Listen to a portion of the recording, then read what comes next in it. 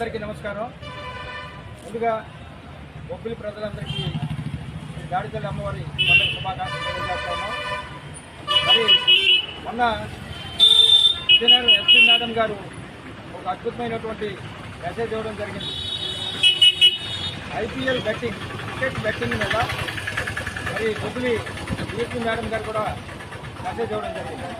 అయితే ఈ betting app ఎక్కడో చెన్నైలోనో, మెడ్రాస్లోనో, బొంబాయిలోనో, హైదరాబాద్లోనో జరుగుతుంది అని మనకి సమాచారం. కానీ ఈరోజు వారుమూల గ్రామమైనటువంటి బొబ్బిలి నియోజకవర్గం, బొబ్బిలి మండలం శివరవలస గ్రామానికి కూడా వచ్చిందని అంటే, వ్యాపించిందంటే ఎంత విస్తారంగా ఈ వ్యాపారం జరుగుతుందో మరి ప్రజలు అర్థం చేసుకోవచ్చు. మరి ఈరోజు బొబ్బిలి పోలీస్ స్టేషన్ వారు దీనిపైన చొరవ తీసుకుని దాదాపు 200 మందిని పట్టుకుని కొన్ని లక్షల రూపాయలు హ్యాండ్ ఓవర్ చేసుకోవడం జరిగింది. బొబ్బిలి పోలీసు వారికి కూడా ధన్యవాదాలు తెలియజేస్తూ ఉన్నాం. వారికి కూడా మేము అవసరాన్ని వ్యక్తం చేస్తా ఉన్నాం. అయితే దీనికి మూల కారణం అయినటువంటి బెట్టింగ్ యాప్, ఈ బెట్టింగ్ యాప్స్ అనేవి స్ప్రెడ్ చేయడం, అసలు ఈ బెట్టింగ్ యాప్లే అసలు బ్యాన్ చేయాలి.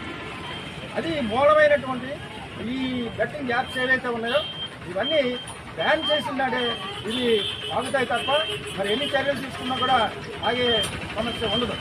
అయితే ఈ బెట్టింగ్ యాప్ల వల్ల అనేక మంది 800 రూపాయలు కడితే 10 రెట్లు ఇస్తామని చెప్పి ఆస్తులకి, ప్రజలకి, యువతకి ఆస్తులకి ఇలాగ గవర్నమెంట్ మోసాలు చేస్తూ ఉన్నారు.